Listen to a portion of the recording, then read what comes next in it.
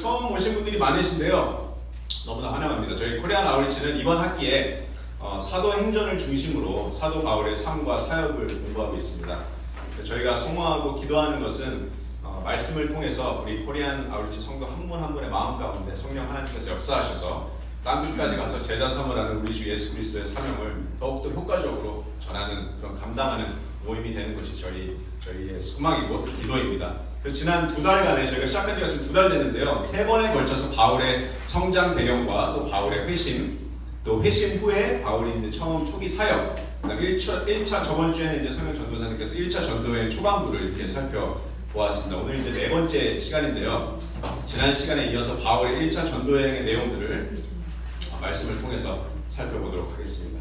저번 주에 우리가 성령 전도사님께서 이제 훌륭하게 이렇게 가르쳐 주신 바울의 초기 사역, 그다음에 1차 전도여행 내용을 복습하는 의미로 여러분도 식사하시고 조금 졸리실까봐 제가 간단한 퀴즈를 또 준비했습니다. 정신이 번쩍 드시라고 간단한 퀴즈를 준비했는데요.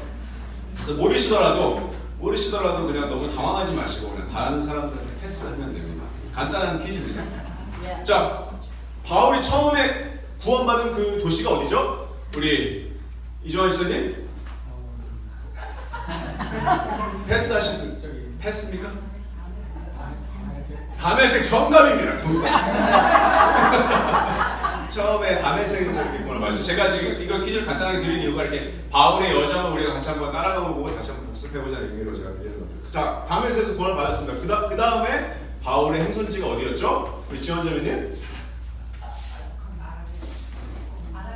아라비아 정답입니다. 아라비아. 바울이 아라비아로 가서 또 거기서 복음 활동을 펼칠 내용을 저희가 저번 주에 살펴봤죠. 그 다음은 우리 유미자매님, 그 다음에 어디로 갔을까요? 바울이 아라비아 이후에. 자, 포영재님 어디로 갔을까요? 바울이 아라비아 이후에. 허즈번 찬스. 예루살렘 정답입니다. 예루살렘 아닙니다. 다메섹입니다.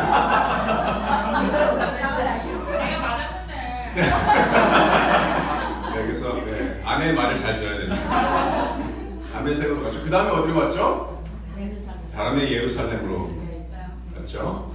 자, 그 다음에 예루살렘에서 바울이 이제 사도들을 만나고 다음에 어디로 갔습니까? 다음에 행선지가 어디였죠? 우리 정난자매님. 다소로.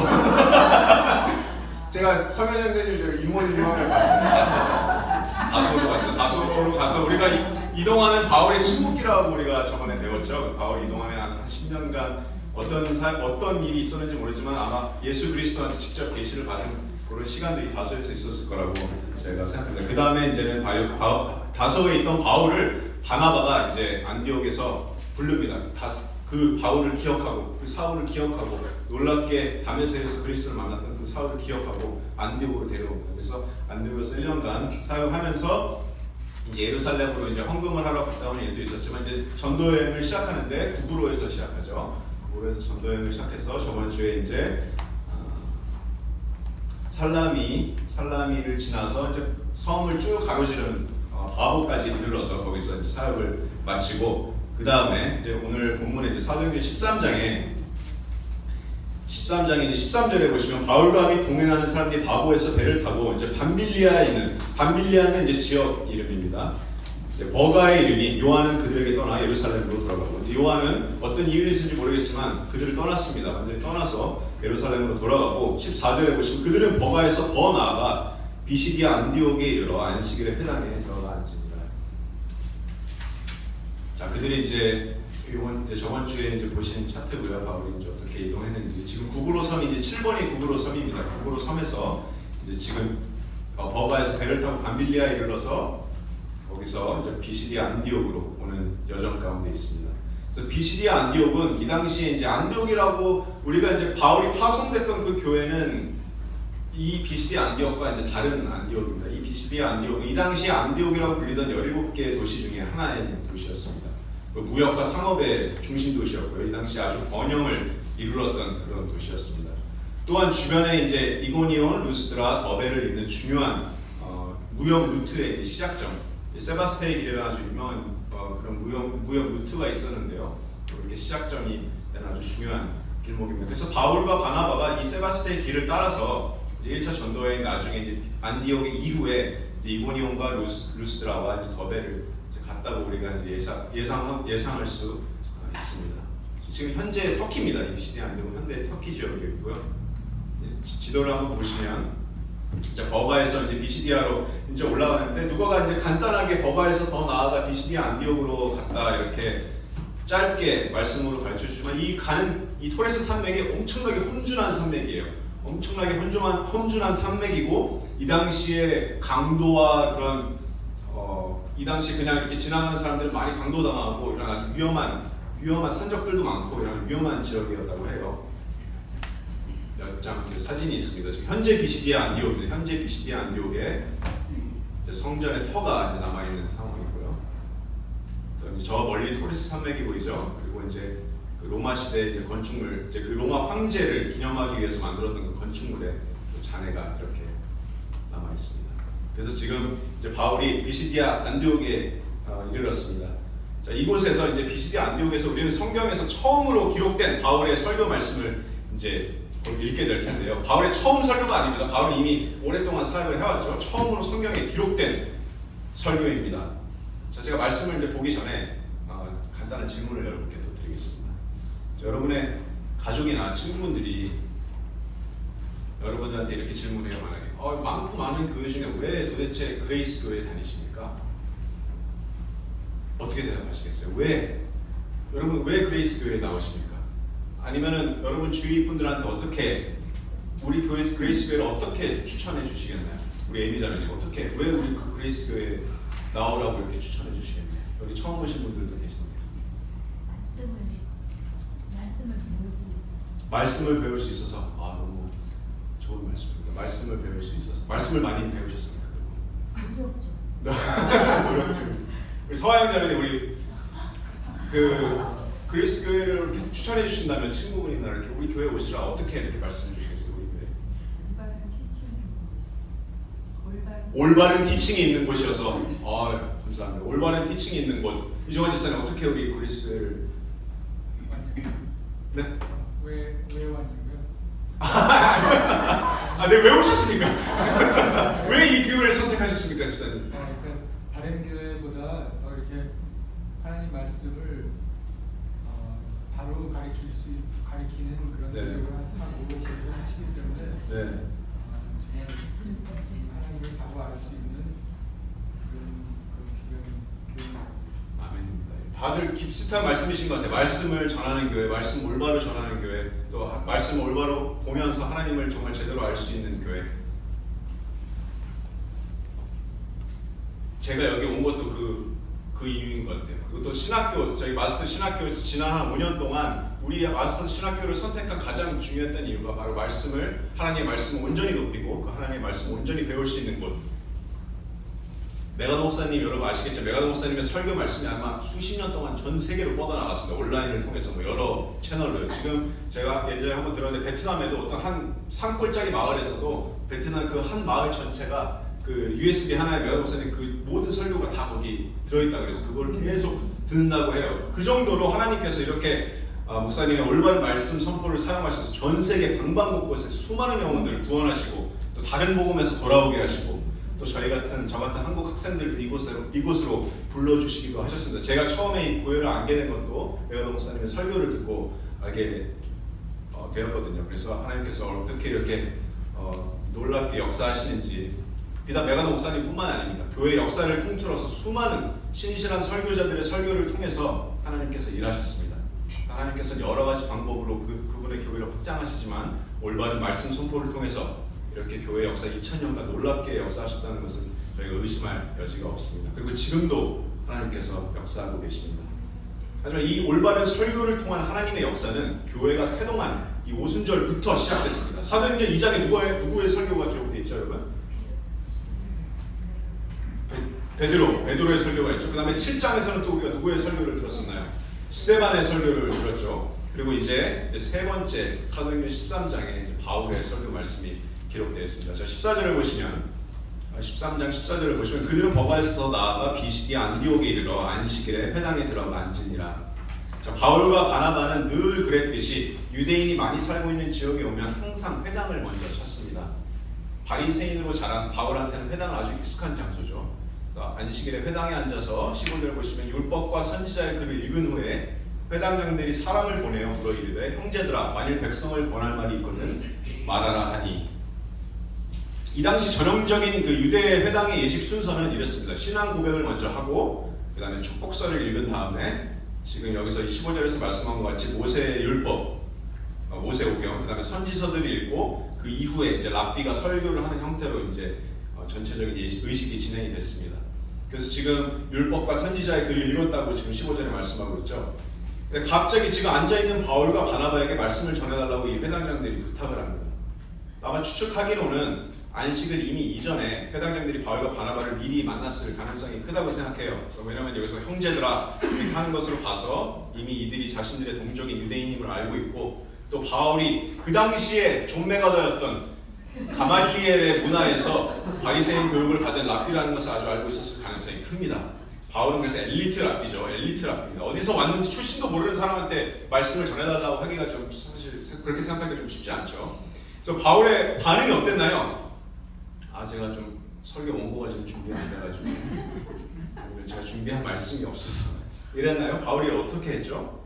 16절에 보시면 바로 그냥 행동으로 대답했습니다. 그렇죠? 지체하지 않고 바울이 일어나서 아마 기다리고 있었을 거예요. 바울은 일어나서 손짓하며 말하되 아마 자신을 주목하라는 손짓이었던 것 같습니다. 자신 이제 내가 얘기할 테니까 자신의 메시지를 주목하라. 그 지금 회당에서 바울의 이제 말씀을 이제 듣게 될 이 회중이 두 부류가 있습니다. 어떤 부류입니까? 16절에 보시면 두 부류의 사람들이 있는데 첫 번째 사람들은 유대인들, 이스라엘 사람들, 즉 유대인들입니다. 그리고 두 번째는 하나님을 경외하는 사람들, 즉 유대교로 개종한 이방인들입니다. 그래서 지금 회중은 유대인들과 그 다음에 유대교로 개종한 이방인들입니다. 그래서 13장 이제 17절부터 41절까지 바울이 메시지를 전하게 되는데요. 메시지의 그 중심이 바로 예수 그리스도입니다. 바울은 이 설교에서 예수 그리스도를 전파합니다. 이것이 바울이 순교할 때까지 수많은 곳을 돌아다니면서 전했던 메시지의 중심입니다. 바로 언제나 바울은 예수 그리스도를 메시지에서 전했습니다. 고린도전서 2장 1절에 내가 너희 중에서 그리스도가 그 십자가에 못 박힌 것 외에는 아무것도 알지 아니하기로 작정하였습니다. 고린도전서 1장 22절 23절 유대인은 표적을 구하고 헬라인은 지혜를 찾으나 우리는 십자가에 못 박힌 예수 그리스도를 전한다. 이 예수 그리스도께서 베드로의 설교 2장의 베드로의 설교의 중심이셨죠. 또 스데반의 7장의 설교에서도 그 메시지의 컨텐츠의 중심이 누구셨습니까? 예수 그리스도셨죠. 그렇다면 우리가 전도할 때 우리가 전하는 메시지가 뭐가 되어야 됩니까? 예수 그리스도가 되어야 됩니다. 이것이 우리의 전도의 메시지입니다. 왜냐하면 예수 그리스도께서 성경의 주제가 되십니다. 성경을 관통하는 주제가 바로 예수 그리스도입니다. 왜 그렇습니까? 신약 성경은 예수 그리스도를 증언하죠. 복음서는 예수님의 사역, 그 다음에 십자가, 그 다음에 부활을 오늘 아침에 우리 설교에서 들었죠. 십자가와 부활을 얘기하고 사도행전은 예수님이 승천하시고 제자들에게 약속하신 성령을 보내셔서 그분이 세우리라고 약속하셨던 교회가 어떻게 이렇게 확장되어 나가는지 계속해서 우리가 지금 말씀을 통해서 보고 있습니다. 또 서신서들은 그분의 부활과 죽으심과 십자가에 대해서 좀 더 바울이 더 깊은 레벨로 이렇게 우리한테 설명해주고 마지막에 요한계시록, 신약의 마지막인 요한계시록에는 예수님께서 어떻게 나중에 재림하실지, 영광스러운 재림을 어떻게 하실지. 메가더 목사님이 오늘 광고 들으셨겠지만 다음 주부터 이제 예수님의 재림에 대해서 설교하신다고 해요. 그래서 개인적으로 너무나도 기대가 되고요. 여러분도 기대해 주셨으면 좋겠습니다. 또 구약 성경은 어떻습니까? 신약 성경은 이렇게 말할 것도 없이 예수 그리스도를 증언하는데 구약 성경은 어떻습니까? 오실 메시아를 증언하죠. 구약 성경 자체도 메시아 예수 그리스도에게 초점이 맞춰져 있습니다. 예수님께서 직접 말씀하셨습니다. 요한복음에서 메시아가 이미 이미 오셨음을 믿지 않는 유대인들한테 이렇게 말씀하십니다. 요한복음 5장 39절에 보시면 너희가 성경에서 영생을 얻는 줄 생각하고 성경을 연구하거니와 이 성경이 곧 내게 대하여 증언하는 것이라. 누가복음 24장 27절에 모세와 모든 선지자의 글로 시작해서 모든 성경에 쓴 바 자기에 관한 것을 자세히 설명하시니라. 모세와 모든 선지자의 글, 구약 성경입니다. 이 당시 예수님이 보시던 그 구약 성경이 바로 자기에 관한 것을 설명한다. 그러니까 예수 그리스도께서 구약이 아까 말씀하셨던 것 같이 구약이 오실 메시아를 증언하는 그 모든 구약 성경이 오실 메시아를 증언하고 신약 성경 또한 예수님의 사역과 십자가 부활과 다시 오실 메시아를 증언하기 때문에 성경을 관통하는 주제가 예수 그리스도이십니다. 그래서 다시 말씀드리지만 정말 중요한 겁니다. 이건 전도에서 정말 중요한 게 우리의 메시지입니다. 메시지가 제일 중요해요. 어떻게 전할까? 방법은 두 번째 문제입니다. 제일 중요한 것은 복음의 메시지입니다. 그것이 우리의 의무입니다. 그러니까 우리가 복음을 전할 때 우리의 의무는 사람들을 구원시키는 게 아니에요. 구원시키는 건 누구십니까? 우리가 물을 주지만 하나님께서 자라게 하시는 거죠. 그렇죠? 구원을 이루시는 분은 하나님이시지만 우리의 의무는 예수 그리스도, 복음이신 예수 그리스도를 정확하게 전하는 것입니다. 그럼으로써 하나님께 영광을 돌려드리는 것입니다. 그래서 메시지가 정말 중요하고요. 우리가 복음을 이렇게 전하기 시작하면 어느 시점에가 우리는 분명히 예수가 어떤 분이신지 분명히 전할 그런 상황이 오게 마련이에요. 예수 그리스도를 전해야 돼요. 분명히. 그럴 때 예수께서 하나님의 아들이시고 또 그리스도이심을 정확하게 전해야 됩니다. 반쪽짜리 예수 그리스도는 진짜 예수 그리스도가 아닙니다. 반쪽짜리 예수 그리스도, 잘못된 그리스도를 전하면 그 영혼을 파멸로 이끄는 거예요. 그렇기 때문에 우리가 정확한 복음 메시지를 전해야 된다는 것은 우리 그리스도인들한테도 아주 심각하고 또 진지하고 이렇게 받아들여야 되는 그런 사명이라고 생각이 됩니다. 이 그리스도인들이 이 의무를 얼마나 잘못 이행하고 있는지 보여주는 단적인 예가 있는데요. 저번 주에 메가 목사님 설교에서도 잠시 말씀해 주셨지만 최근에 이제 유명한 기관에서 이제 실시한 조사에서 복음주의 안에 78%가 되는 사람들이 78%예요. 78%가 예수님을 하나님의 가장 위대하고 높은 피조물 이렇게 얘기했다고요.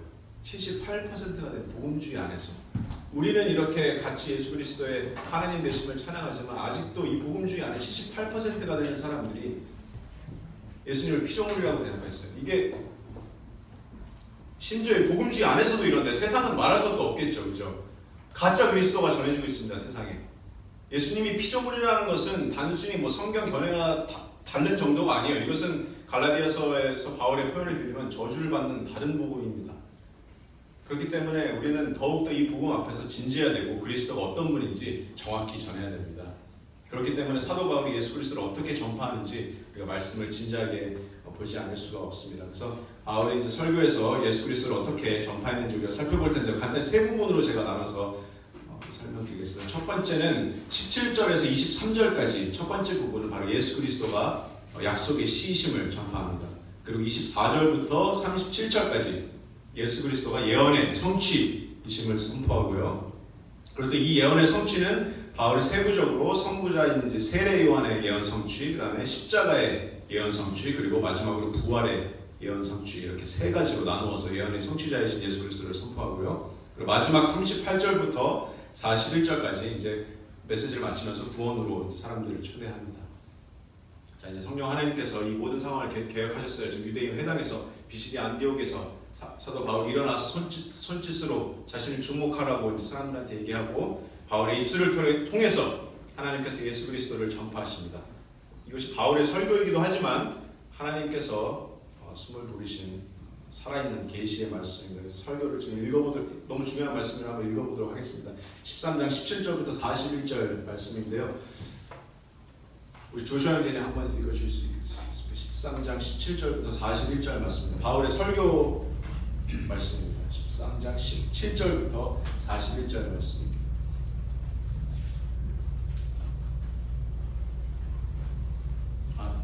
이스라엘 백성의 하나님이 우리 조상들을 택하시고 애굽 땅에서 나그네된 그 백성을 높여 큰 권능으로 인도하여 내사 광야에서 약 40년간 그의 소행을 참으시고 가나안 땅 일곱 족속을 멸하사 그 땅을 기업으로 주시고 약 450년간 그 후에 선지자 사무엘 때까지 사사를 주셨더니 그 후에 저희가 왕을 구하거늘 하나님이 벤자민 지파 사람 기스의 아들 사울을 40년간 주셨다가 패하시고 다윗을 왕으로 세우시고 중과하여 가라사대 내가 이새의 아들 다윗을 만나니 내 마음에 합한 사람이라 내 뜻을 다 이루게 하리라 하시더니 하나님이 약속하신 대로 이 사람의 씨에서 이스라엘을 위하여 구주를 세우셨으니 곧 예수라.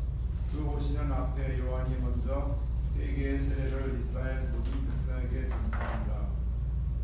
요한이 그 데려갈 길을 마칠 때에 말하되 너희가 나를 누구로 생각하느냐 나는 그리스도가 아니라 내 뒤에 오시는 이가 있으니 나는 그 발의 신풀기도 감당치 못하리라 하였으니 형제들 아브라함의 후예와 너희 중 하나님을 경외하는 사람들아 이 구원의 말씀을 우리에게 보내셨거늘 예루살렘에 사는 자들과 저희 가람들이 예수와 및 안식일마다 외우는 바 선지자들의 말을 알지 못하므로 예수를 정죄하여 선지자들의 말을 분하게 하였다.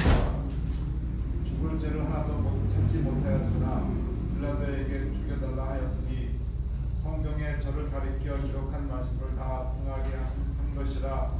그의 나무에서 내려다가 무덤에 두었으나 하나님이 죽은 자 가운데서 저를 살리신지라. 갈릴리로부터 예루살렘에 함께 올라간 사람들에게 여러 날 보이셨으니 저희가 이제 백성 앞에 그의 증인이라. 우리도 조상들에게 주신 약속을 너희에게 전파하노니 곧 하나님이 예수를 일으키사 우리 자녀들에게 이 약속을 이루게 하셨다 함이라.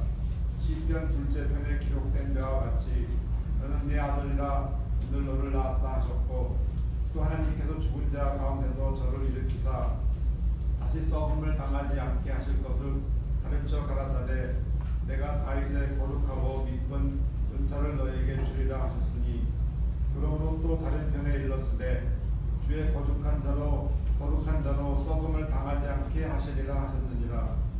다윗은 당시 하나님의 뜻을 쫓아 섬기다가 잠들어 그 조상들과 함께 묻혀 썩음을 당하였으되 하나님의 살리신 이는 썩음을 당하지 아니하였나니 그러므로 형제들아 너희가 알 것은 이 사람을 힘입어 죄사함을 너희에게 전하는 것이며 또 모세의 율법으로 너희가 의롭다 하심을 얻지 못하던 모든 일에도 이 사람을 힘입어 믿는 자마다 의롭다 하심을 얻는 것이라. 그런즉 너희는 선지자들로 말씀하신 것이 너희에게 미칠까 생각하라.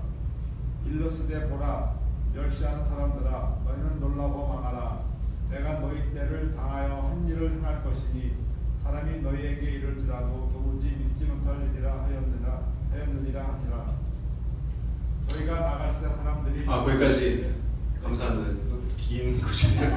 감사합니다. 진짜 너무 중요한 말씀이라 제가 읽어보기로 원했고요. 이 지금 설교의 처음과 끝을 지금 읽어주셨습니다.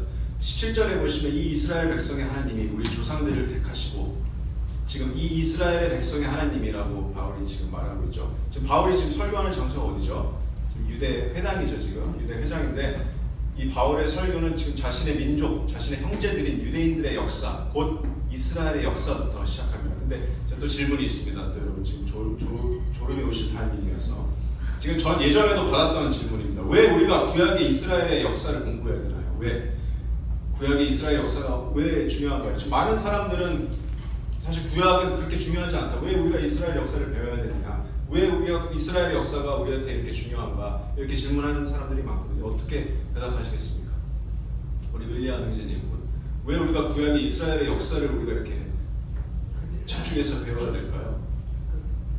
예수님에 관한 내용이랑 이스라엘 역사랑 너무나도 연관이 있기 때문에 구약을 이해를 잘해야 또 예수님의 구원 사역도 이해를 잘할 수 있고 그거를 통해서 예수님이 인류의 구주심을 메시아이심을 똑바로 알 수 있기 때문에 그 이스라엘 역사를 잘 이해해야 된다.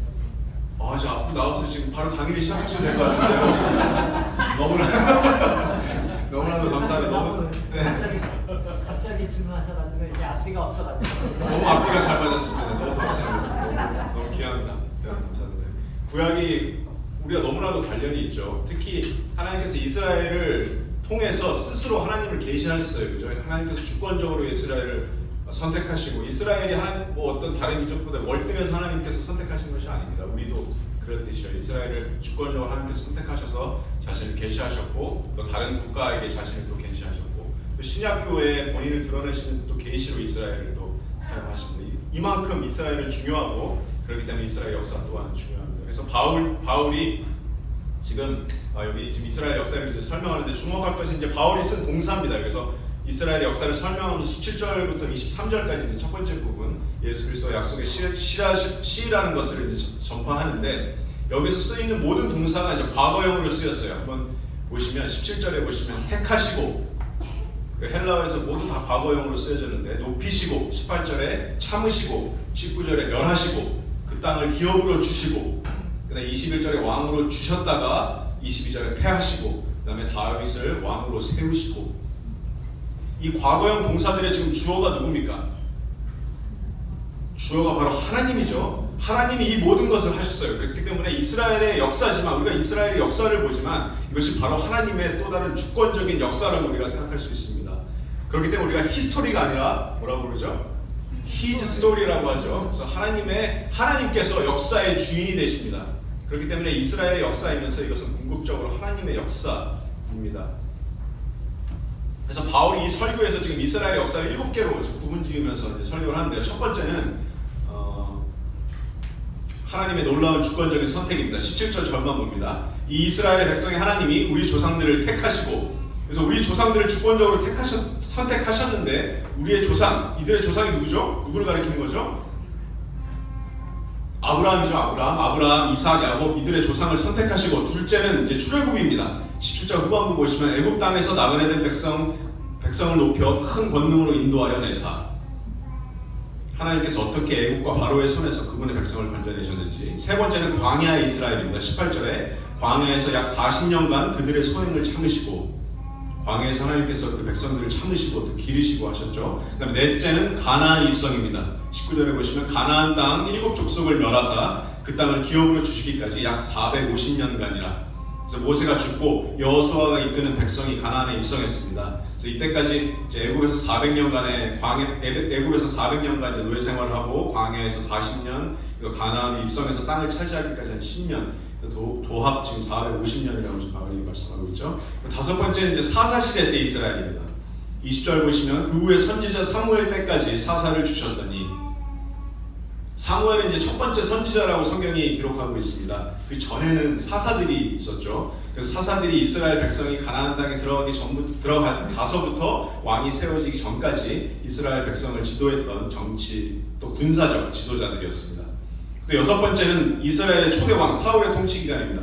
21절 보시면 그 후에 그들이 왕을 구하거늘 하나님이 베냐민 지파 사람 기스의 아들 사울을 40년 주셨다가 백성들은 자신들의 왕을 원했습니다. 그래서 하나님께 구했고 하나님께서 먼저 사울을 주셨고 일곱 번째로 다윗 왕의 선택 또 다윗 왕을 기름 부으셨습니다. 22절에 보시면 패하시고 사울을 먼저 주셨다가 패하시고 다윗을 왕으로 세우시고 증언하여 이르시되 내가 이새의 아들 다윗을 만나니 내 마음에 맞는 사람이라 내 뜻을 다 이루리라 하시더니 사울은 하나님께 불순종했지만 다윗은 어땠습니까?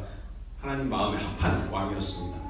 이스라엘 백성들한테 다윗은 아주 상징적인 존재입니다. 그래서 아마 이스라엘 백성들이 유대인들이 하나님의 역사를 쭉 들었을 때까지 아마 이렇게 외쳤을 것 같아요. 제 추측입니다. 이건. 아멘, 아멘, 할렐루야. 이새 아들 다윗을 만나니 내 마음에 맞는 사람이야. 아멘. 내 마음의 뜻을 이루리라. 아멘. 제 추측입니다. 이건 말씀. 얼마나 아름다운 자신들의 역사인가. 이스라엘의 하나님의 역사. 여러분 반전 영화 많이 보셨죠? 바울이 여기서 정말로 명석한 것은 처음부터 예수 그리스도를 믿어라 이렇게 하지 않고 이렇게 이스라엘 조상들의 역사를 쭉 나열하면서 이제 반전의 한 방을 날리는데 23절에 보시면 하나님이 약속하신 대로 이 사람의 후손에서 이스라엘을 위하여 구주를 세우셨으니 곧 누구라고요? 곧 예수라. 순간 제가 생각할 때 정적 갑자기 분위기가 싸해졌을 거라고 생각해요. 유대인들이 이제 수군대니까 누구라고? 그 약속의 씨가 예수라고. 바울이 얘기하는 것이 이것입니다. 지금 하나님께서 약속하신 대로 이게 무슨 약속입니까? 유대인들이 기다리는 아직도 기다리고 있어요. 유대인들은 아직도 메시아를 기다리고 있습니다. 구약에서 하나님께서 약속하신 씨, 구주, 메시아, 사무엘하 7장에서 다윗의 후손에서 그 나라를 영원히 견고하게 하실 영원한 왕, 구주, 너희가 기다리는 그 메시아가 바로 예수다. 이렇게 지금 바울이 말씀하고 있는 것입니다. 하나님의 약속, 이 시가 하나님의 약속입니다. 여러분. 갑자기 어디서 짠 등장한 그런 시가 아닙니다. 이스라엘 백성을 통해서 하나님께서 약속하셨던 그 시입니다. 하나님의 약속은 절대로 뒤집을 수 없습니다. 취소되지도 않습니다. 그리고 이 하나님의 약속은 이스라엘이 생기기 그 훨씬 이전부터 천지가 창조되었던 그 태초에, 여러분 며칠 전에 우리가 창세기 3장 말씀을 봤지만 아담과 하와가 타락했을 때부터 하나님께서는 이미 뱀의 머리를 상하게 할 하와의 후손 그 씨를 약속하여 주셨습니다. 그 이후로 하나님의 주권적인 역사하심으로 하나님의 약속의 씨가 그 하나님의 족보가, 그 놀라운 언약의 족보가 여러분 성경에 보시면 나와 있죠. 창세기 5장에 그 씨가 나오는데 그 아담에게서 하나님께서 약속하셨던 그 씨가 여러분 성경에서 족보는 아주 중요한 의미가 있습니다. 왜냐하면 이 약속의 씨가 어디서부터 오는지, 어디로부터 와서 어디로부터 가는지 가르쳐주고 있기 때문에 정말로 중요한데요. 이제 역대상에 보시면 아담은 셋을 낳았다. 성경은 아담이 가인을 낳았다, 아벨을 낳았다 이렇게 얘기하지 않습니다. 언제나 항상 아담은 셋을 낳았다. 역대상 1장 1절 누가복음의 마리아의 그런 족보에도 나와 있죠. 아담은 셋을 낳았고 셋에서 역사가 흐르다가 멈추는 곳이 바로 어디죠? 노아입니다. 노아에서 멈췄다가 노아에서 또 족보가 흐르다가 홍수로 세상이 멸망하게 되고 유일하게 남았던 노아의 세 아들 중에서 셈을 통해서 또 족보가 계속 이어지고요. 창세기 10장에서 다시 족보가 시작되는데 그때 이 약속의 씨가 가는 방향은 셈의 후손인 아브라함입니다. 그리고 이 이스마엘이 아닌 진정한 상속자인 이삭으로부터 이어지는 이 이스라엘의 조상들의 씨가 쭉 지나오면서 결정적으로 23절 여기 말씀처럼 유다 지파인 다윗의 후손에서 그 씨가 나오게 될 것이라 하나님께서 다시 한번 약속을 확인시켜 주십니다. 제가 사무엘하 7장 12절 13절을 잠깐 읽어드릴게요. 다윗의 언약입니다. 내 수완이 차서 내 조상들과 함께 누울 때 내가 내 몸에서 날 씨를 내 뒤에 세워 그의 나라를 견고하게 하리라. 그는 내 이름을 위하여 집을 건축할 것이요 나는 그의 나라 왕위를 영원히 견고하게 하리라. 예수 그리스도가 다윗의 하나님의 약속처럼 다윗의 씨입니다. 마태복음과 누가복음의 족보가 그 사실을 확증합니다. 그 족보에 따르면 요셉과 마리아 모두 다윗의 후손입니다. 유대인들을 대상으로 쓰여진 이 마태복음 그 족보가 아브라함까지 올라가죠. 그리고 이방인들을 대상으로 쓰여진 누가의 족보는 창조 때까지 거슬러서 아담까지 올라갑니다. 그래서 예수 그리스도는 유대인 다윗의 씨, 아브라함의 씨임과 동시에 누가복음에서 우리에게 말씀해 주시는 것처럼 아브라함 전에도 있으셨던 분, 모든 인류의 하나님, 또 그분의 선택된 백성들의 구세주가 되십니다. 이것이 놀라운 하나님의 그런 스토리 안에, 하나님의 그 구속 역사 안에 약속된 씨가 되시는 메시아 그리스도이신 예수님입니다. 그래서 바울이 지금 유대인들한테 얘기하는 것이 바로 이것입니다. 그 약속된 씨가 바로 예수다. 그래서 아마 유대인들이 지금 좀 약간 멈췄을지 모르겠지만 바울은 지금 계속해서 설교를 이어갑니다. 이제 약속의 씨가 예수다라는 것을 이제 증명을 해야 되는데, 입증을 해야 되는데 바울이 어떻게 입증합니까? 바로 성경을 통해서 입증합니다. 성경을 통해서. 이것이 바로 우리가 저저번 주에 바울이 회심하자마자 유대 회당에서 예수가 그리스도임을 입증했던 방법이죠. 구약 성경을 통해서, 아까 윌리엄 형제님이 말씀하신 것 같이 구약 성경을 통해서 오실 메시아가 진짜 이 예수 그리스도이심을 증명하게 됩니다. 그래서 두 번째로 예수 그리스도가 언약의 성취자이다. 이것을 유대인들에게 사도 바울이 강력하게 이제 변증하게 되는데요. 제가 말씀드린 것처럼 세 종류의 예언을 성취를 통해서 예수가 그리스도이심을 이제 증거하는데요. 첫 번째로 바로 세례 요한입니다. 24절 보시면 그가 오시기에 앞서 요한이 먼저 회개의 세례를 이스라엘 모든 백성에게 전파하니라. 세례 요한은 이 당시에 유대인들 사이에서는 위대한 선지자로서 예수님보다 더 유명했습니다. 이 당시에는. 하지만 이렇게 큰 선지자로, 심지어 하나님한테 사람들한테 이제 메시아로 추앙받던 이 세례 요한은 그들이 기다리던 메시아가 아니었습니다. 진짜 그리스도가 오시기 전에 나타나야 할 그리스도의 선구자였습니다.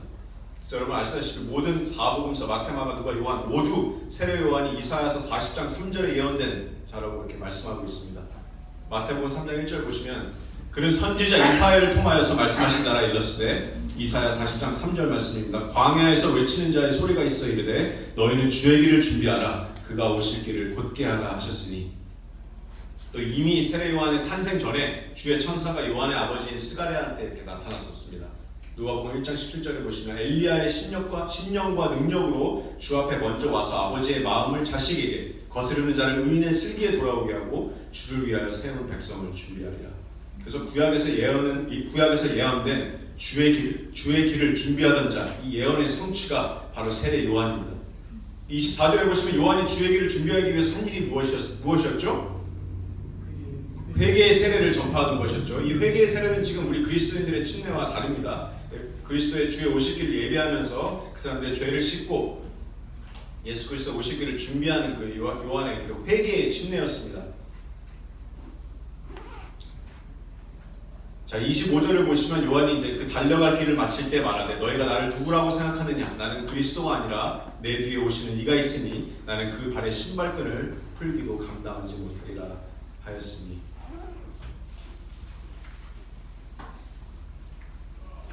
자, 그래서 사도 요한이 죄송합니다.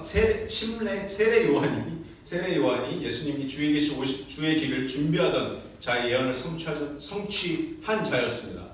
26절입니다. 형제들아, 아브라함의 후손과 너희 중 하나님을 경외하는 사람들아, 이 구원의 말씀을 우리에게 보내셨거늘. 이제 세례 요한이 이 예수님의 예언을 성취했는데 유대인들의 마음속에 아마 이런 질문이 있었을지도 모르겠어요. 아니, 자, 정말 예수가 정말 메시아였다면 왜 우리 유대 지도자들과 왜 학자들이 왜 예수님을 몰라봤을까? 왜 예수님을 몰라봤을까? 이런 질문이 아마 생겼을지도 모르겠어요. 여기서 이제 구원의 말씀을 우리에게 보내셨거늘 26절에 이렇게 말씀하는데, 여기서 구원의 말씀은 무엇입니까?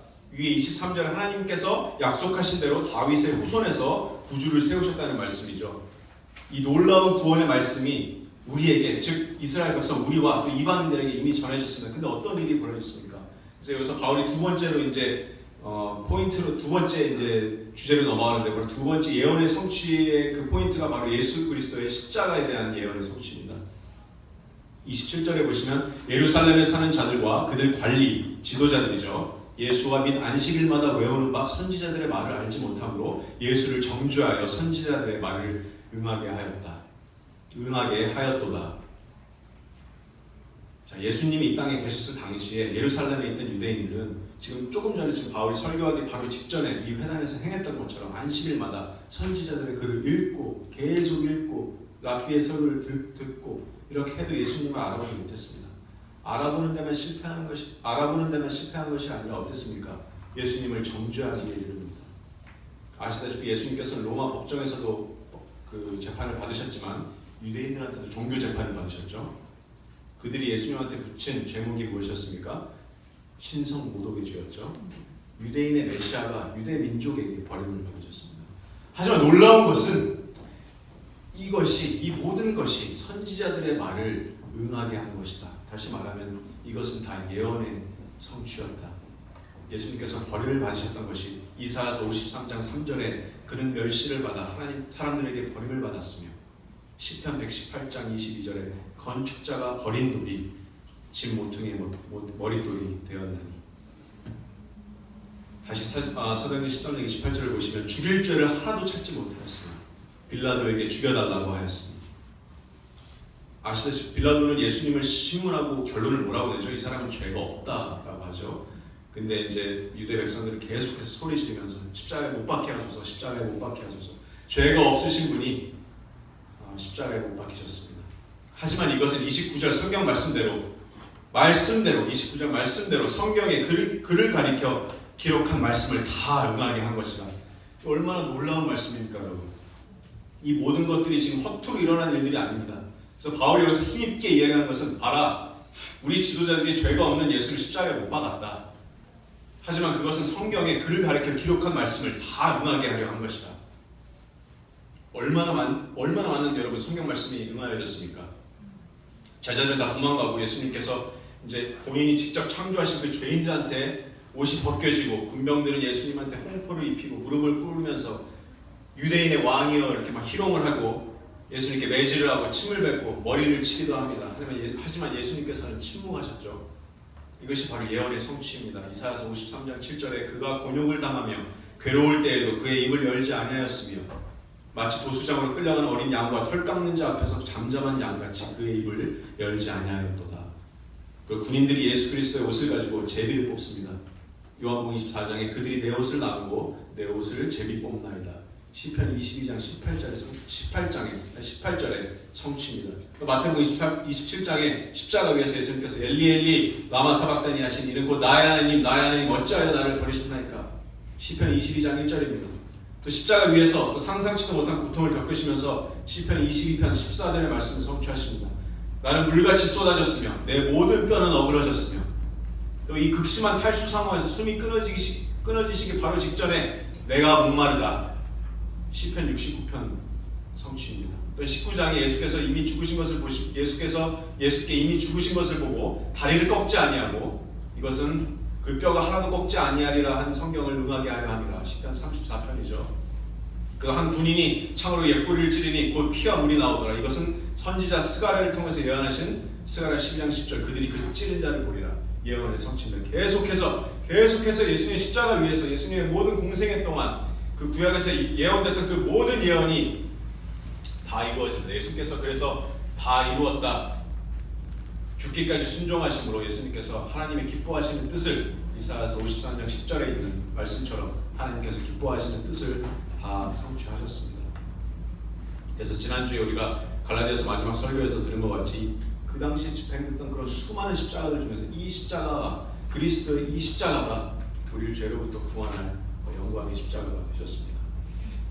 자, 하지만 사도행전 13장 다시 돌아와서 이스라엘 백성에게 버림을 받고 그들이 십자가에 못 박은 것은 성경이 그를 가리켜 기록한 말씀 당하게 한 것이라. 하지만 여기서 이야기 끝나나요? 끝나는 게 아니죠. 십자가에서 예수님이 달려 돌아가신 것으로 이야기가 끝나지 않습니다. 메시아가 성경을 성취하고 성경의 예언을 성취하고 십자가에 달리셨는데 그 다음의 이야기가 뭡니까? 29절 하반부에 나무에서 내려다가 무덤에 두셨으나 이제 이 설교가 지금 절정으로 다다릅니다. 30절에 바울이 강력하게 얘기하는 것은 하나님이 죽은 자 가운데서 그를 살리신지라. 세 번째 포인트로 바로 부활의 성취로, 부활의 예언의 성취로 넘어갑니다. 31절 보시면 31절 갈릴리에서부터 예루살렘에 함께 올라간 사람들에게 여러 날 보이셨으니 그들이 이제 백성 앞에서 그의 증인이라. 그래서 바울이 여기서 말하는 것은 부활 사건은 단순히 꾸며낸 이야기가 아니다. 수많은 제자들에게 직접 나타나셨고 그들이 아직 살아있어서 백성들 앞에 증인이다. 오늘 우리가 막달라 마리아의 얘기를 들었죠. 또 의심하던 도마, 엠마오로 가던 제자들, 또 일시에 500명에게 한꺼번에 보이시고 맨 마지막에 만삭되지도 못한 자 바로 바울 이 자신에게 직접 부활하신 영광의 그리스도께서 나타나셨습니다. 그래서 바울이 지금 얘기하는 것은 이 예수님의 부활은 허다한 무리의 증인이 있는 역사적인 사실이라고 지금 이렇게 증거하는 것입니다. 또 32절 보시면 우리도 조상들에게 주신 약속을 너희에게 전파하노니 조상들에게 주신 약속 곧 예수 그리스도의 부활 또한 조상들에게 주신 구약의 예언의 성취입니다. 33절에 보시면 하나님께서 예수를 일으키사 우리 자녀들에게 이 약속을 이루게 하셨다 함이라. 시편 둘째 편에 기록한 바와 같이 너는 내 아들이라 오늘 너를 낳았다 하셨고 시편 2편 7절 말씀이죠. 이 말씀은 예수 그리스도의 성육신뿐만 아니라 부활의 사건을 예언했던 말씀입니다. 히브리서 1장과 5장에도 예수 그리스도의 부활과 승천하심으로 이 예언을 성취했다고 기록합니다. 그리고 34절에 보시면 하나님께서 죽은 자 가운데서 그를 일으키사 다시 썩음을 당하지 않게 하실 것을 가르쳐 이르시되 내가 다윗의 거룩하고 미쁜 은사를 너희에게 주리라 하셨으며 이것은 이사야서 55장 3절 말씀의 성취입니다. 죽은 메시아가 이 다윗의 거룩하고 미쁜 은사의 축복의 통로가 될 수 있겠습니까? 예수님께서는 부활하셨죠. 35절 또 다른 시편에 일렀을 때 주의 거룩한 자로 썩음을 당하지 않게 하리라 하셨느니라. 자, 이 말씀 가장 정말 놀랍고 위대한 예언의 성취입니다. 여러분. 이 구절은 베드로도 오순절 설교에서 인용한 시편 16편 10절 말씀입니다. 이 시편 16편은 다윗의 시입니다. 다윗이 시편 16편 10절의 이 예언대로 썩음을 당했습니까? 아니면 당하지 않았습니까?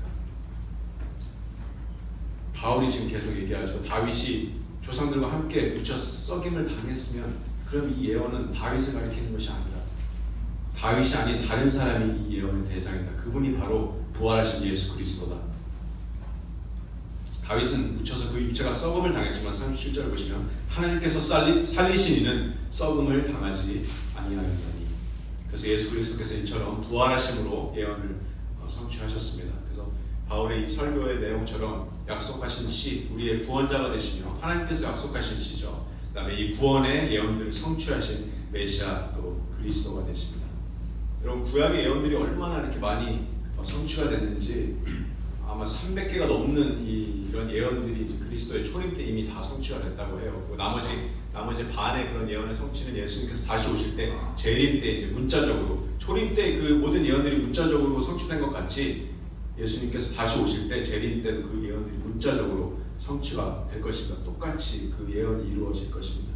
그래서 제가 말씀드리고 싶은 것은 여러분 희망을 가지십시오. 하나님께서 하신 약속이 절대로 취소될 수 없습니다. 그래서 세상 사람들과는 달리 그래서 우리는 구원받은 우리 그리스도인들은 인간 역사의 종착지를 알고 있죠. 우리는 결말을 미리 알고 있습니다. 책의 마지막 페이지를 우리는 이미 알고 있어요.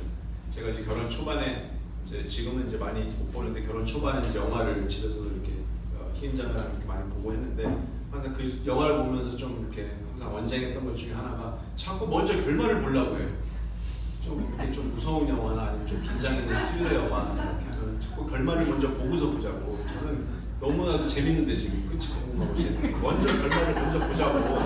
그래서 저랑 이렇게 다투는 일이 사실 많았는데 도대체 왜 결말을 먼저 보려고 하냐 이렇게 물어봤을 때 결말 알면 너무 마음이 편안하다는 거예요. 어떤 일이 이렇게 벌어질 줄 아니까. 근데 이거 아주 인사이트가 있는 말입니다. 우리가 결말을 알고 있죠. 우리가 성경 말씀에서 우리가 우리들의 역사가 어떻게 끝날지 결말을 알고 있습니다. 그래서 우리가 결말을 이것의 믿음의 소망을 굳게 잡고 있으면 우리가 요동할 필요도 없습니다. 하나님의 말씀을 이렇게 굳건히 붙드신다면 놀라운 하늘의 소망으로 하나님께서 여러분의 마음을 채우실 것입니다. 그래서 세상이 점점 악해지는 것 같죠. 세상은 점점 악해지고 많은 그런 악한 일들이 일어나고 소망이 사라져가는 것 같지만 사실은 그렇지 않습니다. 하나님의 구속 역사는 지금 이 순간에도 한 영혼 한 영혼씩 계속해서 전진하고 있고요. 마지막 때 성경 말씀이 예언한 대로 사탄은 불못으로 던져지고 우리는 예수 그리스도와 함께 승리할 것입니다. 그리고 이제 또 제가 사도 바울처럼 올바른 그리스도를 이제 전파하시라고 제가 여러분께 말씀드리고 싶습니다. 하지만 더 중요한 것이 있는데요. 이 올바른 그리스도를 남들한테 전파하기 전에 먼저 우리 자신한테 이 예수 그리스도를 전파해야 됩니다. 폴 트위스 목사님이 이제 최근에 요한일서 이제 계속 설교하시면서 계속해서 말씀하신 게 작은 예수가 아닌 큰 예수를 바라보십시오. 큰 예수를 바라보십시오. 큰 예수를 바라보십시오.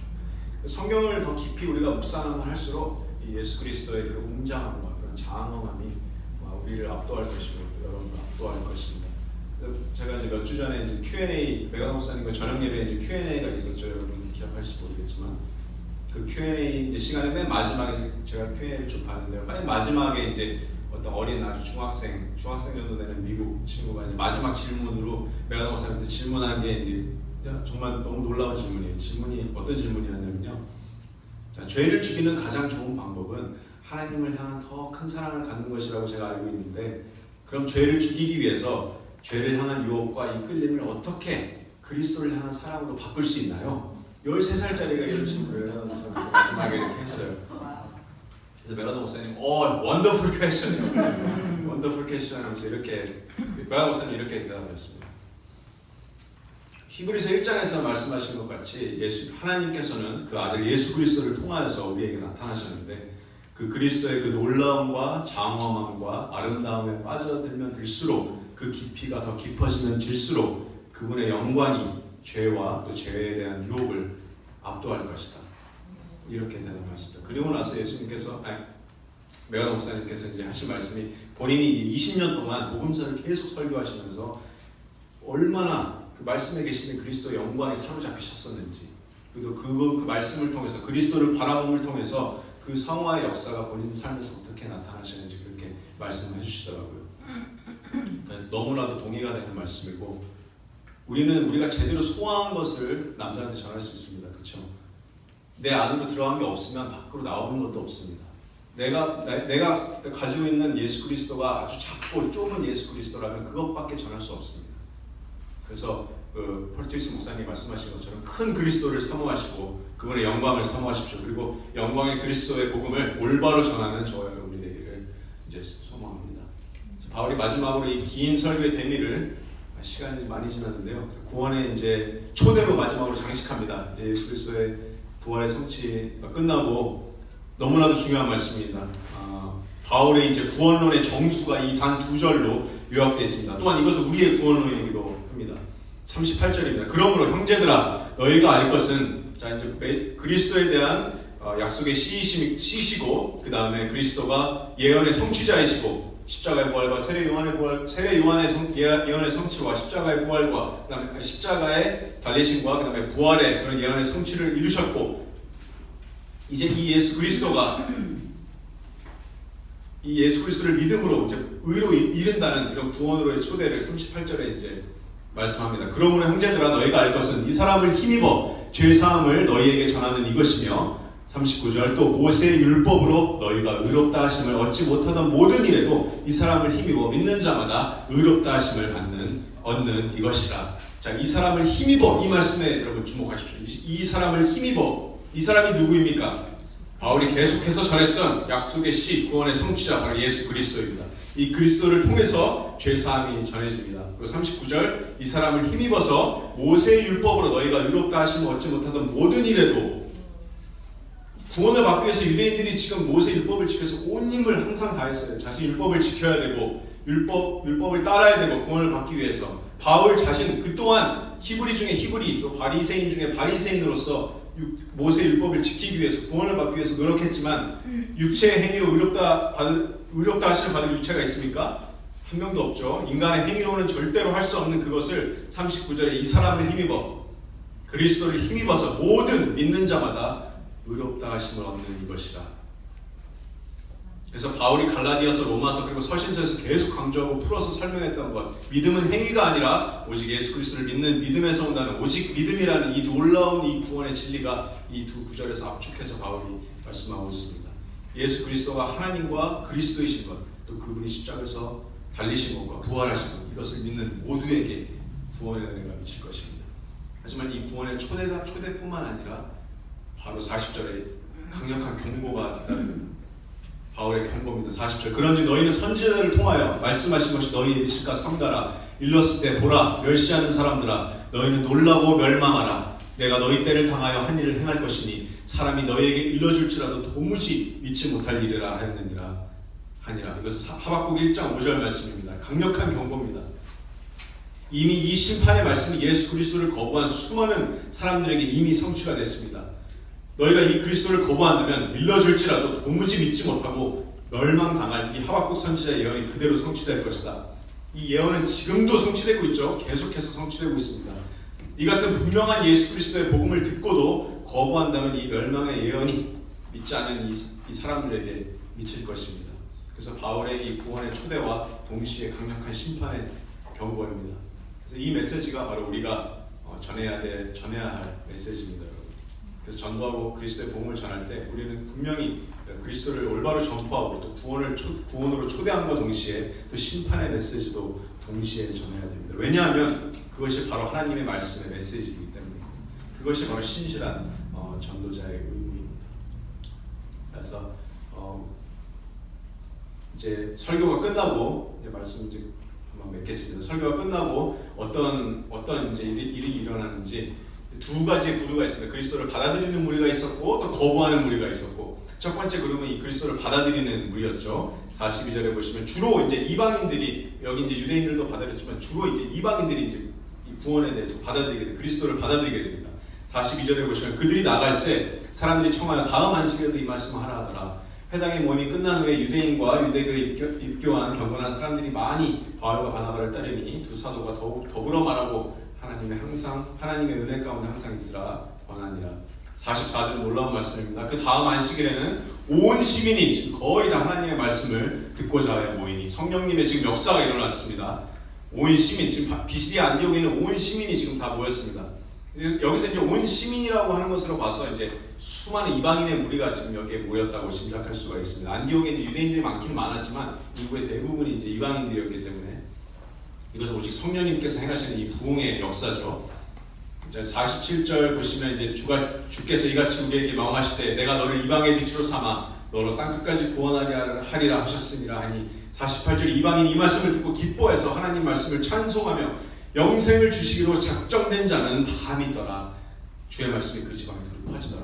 이방인들에게 구원의 은혜가 미쳤습니다. 그래서 하나님께서 구원하시기로 작정하신, 다른 말로 하나님께서 태초부터 주권적으로 정하신 모든 자들이 하나님을 다 믿었습니다. 이제 놀라운 부흥의 역사가 지금 바울의 설교를 통해서 일어났습니다. 하지만 유대인들은 여기서 그리스도를 거부하고 심지어 이제 박해가 시작되는데요. 이제 하박국 1장 5절에 이 예언이 이제 미치게 됩니다. 이 자들한테.